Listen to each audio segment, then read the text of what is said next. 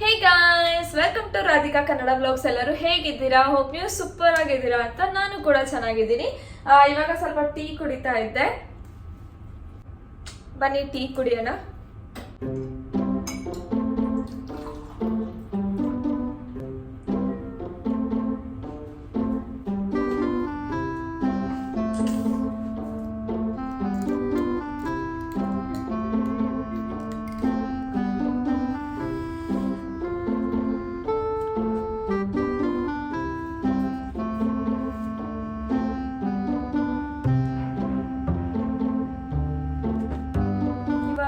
ಏನ್ ಮಾಡ್ತಾ ಇದ್ದೀನಿ ಅಂತ ಅಂದ್ರೆ ಊರಿಗೆ ಹೋಗ್ಬೇಕಲ್ಲ. ಸೊ ಏನೆಲ್ಲ ಬಟ್ಟೆ ಇದೆ ಎಲ್ಲಾನು ಇವಾಗ ಹೊರಗೆ ತೆಗೆದು ಯಾವ ಬಟ್ಟೆ ಬೇಕು ಯಾವ ಬಟ್ಟೆ ಬೇಡ ಅದೆಲ್ಲ ಸಪ್ರೇಟ್ ಮಾಡಬೇಕು.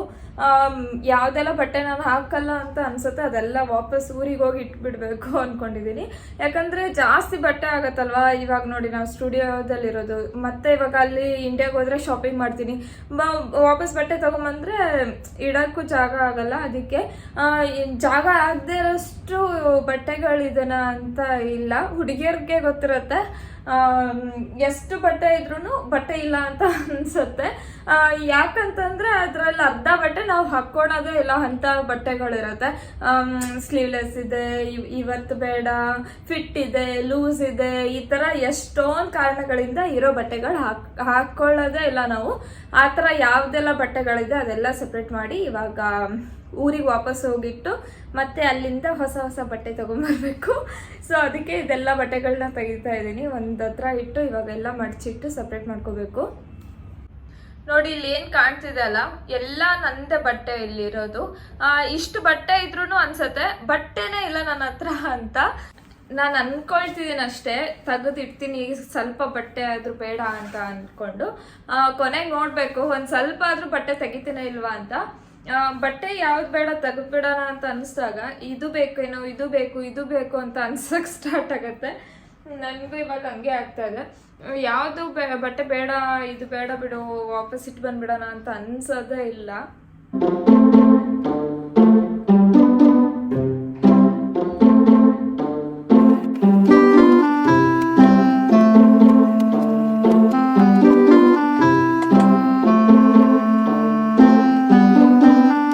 ಸ್ಟೋರಿ ನೆನಪಾಯ್ತು, ನಿಮ್ಮ ಜೊತೆನೂ ಶೇರ್ ಮಾಡೋಣ ಅಂತ ಅನಿಸ್ತು. ಅದಕ್ಕೆ ಹೇಳ್ತಾ ಇದ್ದೀನಿ. ಇವಾಗ ನಂಗೆ ಗೊತ್ತಿಲ್ಲ ನಿಮಗೆ ಅದು ಎಷ್ಟರ ಮಟ್ಟಿಗೆ ಅರ್ಥ ಆಗುತ್ತೆ ಅರ್ಥ ಆಗಲ್ವಾ ಅಂತ ಗೊತ್ತಿಲ್ಲ. ನಾನು ಟ್ರೈ ಮಾಡ್ತೀನಿ ನಿಮಗೆ ಅರ್ಥ ಮಾಡಿಸೋದಕ್ಕೆ. ಏನು ಅಂತಂದರೆ, ಒಂದು ಊರಲ್ಲಿ ಒಂದು ರಾಜ ಇರ್ತಾನೆ, ಆಯಿತಾ. ಆ ರಾಜ ಅವನದು ಹುಟ್ಟಿದಬ್ಬ ಇರುತ್ತೆ, ಆಯಿತಾ. ಆ ರಾಜನ ಹುಟ್ಟಿದಬ್ಬ ಇರೋದಕ್ಕೆ ಎಲ್ಲ ಅವನ ರಾಜ್ಯದ ಜನಗಳು ಏನೇ ಇರ್ತಾರೆ ಅವರೆಲ್ಲ ವಿಶ್ ಮಾಡೋದಕ್ಕಂತ ಬಂದಿರ್ತಾರೆ. ಸೊ ರಾಜಗೆಲ್ಲ ವಿಶ್ ಮಾಡ್ತಾರೆ. ರಾಜಕ್ಕೆ ಖುಷಿ ಆಗತ್ತೆ, ಎಲ್ಲ ಜನ ಬಂದಿರೋದು ನೋಡಿ ಖುಷಿ ಆಗತ್ತೆ. ಸೊ ಆ ಖುಷಿಗೆ ರಾಜ ಹೇಳ್ತಾನೆ, ಇವತ್ತು ನಾನು ಹುಟ್ಟಿದಬ್ಬ, ನಿಮಗೆ ಏನು ಬೇಕು ಕೇಳಿ ನಾನು ಕೊಡ್ತೀನಿ ಅಂತ. ಸೊ ಎಲ್ಲರಿಗೂ ಖುಷಿ ಆಗ್ಬಿಡುತ್ತೆ, ಓ ರಾಜ ಇವತ್ತು ಏನು ಬೇಕಾದರೂ ಕೇಳಿ ಅಂತ ಹೇಳಿದಾನೆ ಅಂತ. ಸೊ ಎಲ್ಲರೂ ಖುಷಿಯಿಂದ ಒಂದು ಲೈನ್ ಮಾಡಿ ನಿಲ್ತಾರೆ, ಆಯಿತಾ. ಆವಾಗ ಎಲ್ಲರೂ ಯೋಚನೆ ಮಾಡ್ತಾರೆ, ನಾನು ಏನು ಕೇಳಲಿ ಅಂತ. ಸೊ ಅವ್ರವ್ರ ಸರ್ದಿ ಬಂದಾಗ ರಾಜಾಗ ಅವ್ರು ಕೇಳ್ತಿರ್ತಾರೆ. ಕೆಲವೊಬ್ರು ನಂಗೆ ಜಮೀನು ಬೇಕು, ನನಗೆ ಇರೋದಕ್ಕೊಂದು ಮನೆ ಬೇಕು, ಒಂದು ಗುಡಿಸ್ಲು ಬೇಕು, ನಮ್ಮ ಹೊಲಕ್ಕೆಲ್ಲ ಹಾಕೋದಕ್ಕೆ ನೀರು ಬೇಕು, ಈ ಥರ ಅವ್ರಿಗೇನು ಅವಶ್ಯಕತೆ ಇದೆ ಅದನ್ನು ಕೇಳ್ತಾ ಇರ್ತಾರೆ. ಸೊ ಆ ಪಂಕ್ತಿಯಲ್ಲಿ ಒಬ್ಬನೇ ಇರ್ತಾನೆ, ಆಯಿತಾ. ಅವನ ಸರ್ದಿನೂ ಬರುತ್ತೆ.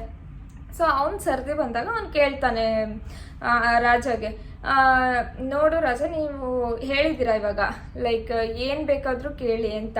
ನಾನು ಕೇಳ್ತೀನಿ, ನೀವು ಮಾತಿಗೆ ತಪ್ಪಲ್ಲಲ್ವಾ ಅಂತ. ಸೊ ರಾಜ ಹೇಳ್ತಾನೆ, ನಾವು ರಾಜ್ಯ ಮಂತ್ರಿದವರು, ಅದು ಹೆಂಗೆ ನಾವು ಮಾತಿಗೆ ತಪ್ತೀವಿ? ಇಲ್ಲ, ನೀನು ಕೇಳಿ ನಿಂಗೇನು ಬೇಕು ಅಂತ. ಸೊ ಅದಕ್ಕೆ ಅವನು ಕೇಳ್ತಾನೆ ರಾಜಾಗೆ, ರಾಜ ನನಗೆ ನೀವು ಬೇಕು ಅಂತ ಕೇಳ್ತಾನೆ. ಸೊ ರಾಜಾಗೆ ಒಂದು ಕ್ಷಣಕ್ಕೆ ಶಾಕ್ ಆಗುತ್ತೆ, ಏನು ಹೇಳ್ತಿದ್ದಾನೆ ಇವನು, ನಾನು ಬೇಕಾ, ಏನು ಹೇಳ್ತಿದ್ದಾನೆ ಅಂತ ಅವನಿಗೆ ಅರ್ಥ ಆಗಲ್ಲ.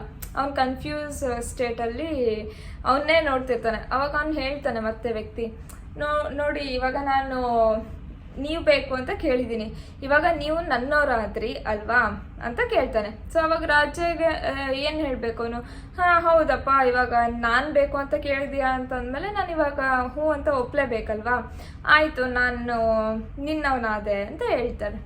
ಸೊ ಅವನು ಹೇಳ್ತಾನೆ ಮತ್ತೆ ವ್ಯಕ್ತಿ, ನೋಡಿ ಇವಾಗ ನೀವು ನನ್ನವರಾದ್ಮೇಲೆ ನಿಮ್ದೆಲ್ಲಾನು ನಂದಲ್ವಾ ಅಂತ. ಹೌದು, ಎಲ್ಲ ನಂದೇನಿದೆ ಎಲ್ಲ ನಿಮ್ದು ಇವಾಗ ಅಂತ. ಅದಕ್ಕೆ ಅವನು ಹಿಂದೆ ತಿರುಗಿ ಹೇಳ್ತಾನಂತೆ, ನೋಡಿ ರಾಜ ನನ್ನವನು, ಇವಾಗ ಅವ್ರದ್ದೆಲ್ಲ ಏನಿದೆ ಅದೆಲ್ಲ ನಂದು, ನಾನು ಯಾರಿಗೂ ಏನು ಕೊಡಲ್ಲ, ನೀವೆಲ್ಲ ಹೊರಟೋಗ್ರಿ ಅಂತ ಹೇಳ್ತಾನಂತೆ. ಸೊ ಈ ಮಾರಲ್ ಆಫ್ ದ ಸ್ಟೋರಿ ಏನು ಅಂತ ಅಂದರೆ, ಇವಾಗ ದೇವರು ನಮ್ಮ ಹತ್ರ ಬಂದು ಕೇಳ್ತಾನೆ ಲೈಕ್ ವರ ಏನು ಬೇಕು ಅಂತ. ಇವಾಗ ನಾವು ದೇವಸ್ಥಾನಕ್ಕೆಲ್ಲ ಹೋಗ್ತೀವಿ, ಅವಾಗ ಹೋದಾಗ ನಾವು ಏನಂತ ಬೇಡ್ಕೊಳ್ತೀವಿ, ದೇವರೇ ನನಗೆ ಬಂಗ್ಲೆ ಕೊಡು, ಕಾರ್ ಕೊಡು, ಆರೋಗ್ಯ ಕೊಡು, ನನಗೆ ಅದು ಬೇಕು ಇದು ಬೇಕು ಅಂತ ನಮ್ಮದು ಎಷ್ಟೊಂದು ಲಿಸ್ಟ್ ಇರುತ್ತೆ. ಬಟ್ ನೀವು ಯಾರ ಹತ್ರ ಕೇಳ್ತಿದ್ದೀರಾ? ಒಂದು ದೇವ್ರ ಹತ್ರ ಎಲ್ಲ ಇರುತ್ತಲ್ವಾ, ಅವನ ಹತ್ರ ಎಷ್ಟೊಂದು ಲೈಕ್ ಕೋಟಿ ಗಂಟಲೆ ಬೆಲೆ ಬಾಳುವಂಥದ್ದಿದೆ. ಸೊ ಅದನ್ನು ನಾವು ಅವನ ಹತ್ರ ಹೋಗ್ಬಿಟ್ಟು ನಂಗೆ ಅದು ಬೇಕು ಇದು ಬೇಕು ಅಂತ ಸಣ್ಣ ಪುಟ್ಟ ವಸ್ತುಗಳನ್ನ ಯಾಕೆ ಭಿಕ್ಷೆ ಬೇಡ್ತೀರಾ? ಅದು ಬದಲಿ ಒಂದು ಸತಿ ಆದ್ರೂ ನನಗೆ ನೀನು ಬೇಕು ಅಂತ ಬೇಡಿ ನೋಡಿ ಅಂತ ಹೇಳ್ತಾರೆ ಆ ಸ್ಟೋರಿಯಲ್ಲಿ. ಇದು ಆ್ಯಕ್ಚುಲಿ ನಾನು ಇನ್ಸ್ಟಾಗ್ರಾಮ್ ರೀಲಲ್ಲಿ ನೋಡಿದ್ದು, ನಂಗೆ ಅವಾಗ ತುಂಬ ಇಷ್ಟ ಆಗಿತ್ತು, ಅಂದರೆ ಮೀನಿಂಗ್ಫುಲ್ ಅನಿಸಿತ್ತು. ಹೌದಲ್ವಾ, ನಾವು ಯಾವಾಗಲೂ ದೇವ್ರಿಗೆ ನೀನಿರು, ನಂಗೆ ನೀನು ಬೇಕು ಅಂತ ಯಾವತ್ತೂ ಕೇಳಿಲ್ಲ. ನಾವು ಯಾವತ್ತಾದ್ರೂ ಕೇಳ್ತೀವ ಏನು ಬೇಕು ಅಂತಂದಾಗ ಒಂದು ಲಿಸ್ಟ್ ಇದ್ದೇ ಇರುತ್ತೆ. ನಾವು ಸ್ಟೂಡೆಂಟ್ ಇದ್ದಾಗ ಒಳ್ಳೆ ಮಾರ್ಕ್ಸ್ ಬರಲಿ, ಮತ್ತು ಜಾಬ್ ಮಾಡುವಾಗ ಒಳ್ಳೆ ಜಾಬ್ ಆಫರ್ ಸಿಗಲಿ, ಮತ್ತು ಮದುವೆ ಟೈಮ್ ಬಂದಾಗ ಒಳ್ಳೆ ಲೈಫ್ ಪಾರ್ಟ್ನರ್ ಸಿಗಲಿ, ಮತ್ತು ಮಕ್ಕಳು ಟೈಮ್ ಬಂದಾಗ ಅವ್ರ ಸ್ಟಡೀಸಿಗೆಲ್ಲ ಚೆನ್ನಾಗಾಗಲಿ ಅಂತ ಎಲ್ಲ ಈ ಥರ ಒಂದು ಏಜಲ್ಲಿ ಒಂದೊಂದು ಬೇಡಿಕೆಗಳಿರುತ್ತೆ.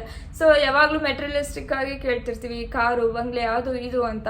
ಅದ್ರ ಬದಲಿ ನಾವು ಒಂದು ಸತೆ ಆದ್ರೂ ನಂಗೆ ನೀನು ಬೇಕು ಅಂತ ಕೇಳಿ ನೋಡಿ, ಅವನ್ನೇ ನಿಮ್ಮ ಪಾಲಾದರೆ ನಿಮ್ಮ ಹತ್ರ ಎಲ್ಲ ಇರುತ್ತೆ ಅವಾಗ ಅಂತ. ಲೈಕ್ ಅದು ಹಿಂದಿಯಲ್ಲಿತ್ತು ವಿಡಿಯೋ, ಕಭಿ ಆಪ್ ಭಗವಾನ್ ಕೋ ಮಾಂಕೆ ದೇಖೋ ಅಂತ. ಅಂದರೆ ನೀವು ಯಾವತ್ತಾದರೂ ದೇವ್ರಿಗೆ ಹೋಗ್ಬಿಟ್ಟು ನಂಗೆ ನೀನು ಬೇಕು ಅಂತ ಕೇಳಿ ನೋಡಿ, ಅವ್ನು ನಿಮ್ಮ ಜೀವನದಲ್ಲಿದ್ದರೆ ನಿಮ್ಮ ಹತ್ರ ಎಲ್ಲ ಅಂದರೆ ಎಲ್ಲ ಇರುತ್ತೆ ಅಂತ. ಸೊ ನೆಕ್ಸ್ಟ್ ಟೈಮ್ ನೀವು ದೇವಸ್ಥಾನಕ್ಕೆ ಹೋದಾಗ ಬೇಡ್ಕೊಳ್ಳಿ, ಲೈಕ್ ನೀವು ಅಂದರೆ ದೇವ್ರಿಗೆ ಬೇಡ್ಕೊಳ್ಳಿ, ನೀನು ನನ್ನ ಜೊತೆ ಇರು ಅಷ್ಟೇ ಸಾಕು ಅಂತ. ಸೊ ದೇವ್ರು ನಿಮ್ಮ ಜೊತೆ ಇದ್ದರೆ ನಿಮಗೆ ಎಷ್ಟೇ ಕಷ್ಟ ಬಂದ್ರೂ ನಿಮ್ಮ ಲೈಫ್ ಚೆನ್ನಾಗಿರುತ್ತೆ ಅಂತ. ಕಷ್ಟಪಟ್ಟು ಸ್ಟೋರಿ ಹೇಳಿದ್ದೀನಿ, ಒಂದು ಸ್ವಲ್ಪ ಆದರೂ ಅರ್ಥ ಆಯ್ತಾ? ನಂಗೆ ಗೊತ್ತಿಲ್ಲ ನಾನು ಪ್ರಾಪರ್ ವೇದಲ್ಲಿ ಹೇಳಿದ್ನ ಇಲ್ವಾ ಅಂತ. ಅರ್ಥ ಆಗಿದ್ದರೆ ಈ ವಿಡಿಯೋನ ಒಂದು ಲೈಕ್ ಮಾಡಿ. ನಂಗೆ ಬೇಡಾಗಿರೋ ಬಟ್ಟೆಗಳನ್ನೆಲ್ಲ ಒಂದು ಸೈಡಿಗೆ ತೆಗೆದಿಡ್ತೀನಿ. ಇಲ್ಲಿ ಡೊನೇಷನ್ ಬಾಕ್ಸ್ ಅಂತ ಇದ್ದಾವೆ, ಅಲ್ಲಿ ಹೋಗಿ ಹಾಕ್ಬೋದು. ಅದಕ್ಕೆ ಕೆಲವೊಂದು ಬಟ್ಟೆ ನಾನು ಯಾವ್ದು ಹಾಕ್ಕೊಳ್ಳಲ್ಲ, ಅದನ್ನ ಹೋಗಿ ಎಲ್ಲಿ ಹಾಕ್ಬಿಡೋಣ ಅಂತ ಅಂದ್ಕೊಂಡಿದ್ದೀನಿ. ಇವತ್ತಿನ ವ್ಲಾಗ್ನ ಇಲ್ಲಿಗೆ ಎಂಡ್ ಮಾಡ್ತಾ ಇದ್ದೀನಿ. ಮತ್ತೆ ನಿಮಗೆ ನೆಕ್ಸ್ಟ್ ವ್ಲಾಗಲ್ಲಿ ಸಿಗ್ತೀನಿ. ನೀವು ನನ್ನ ಚಾನಲ್ನ ಇನ್ನೂ ಸಬ್ಸ್ಕ್ರೈಬ್ ಮಾಡಿಲ್ಲ ಅಂದರೆ ಬೇಗ ಸಬ್ಸ್ಕ್ರೈಬ್ ಮಾಡ್ಕೊಳ್ಳಿ. Okay, see you in the next vlog. Bye.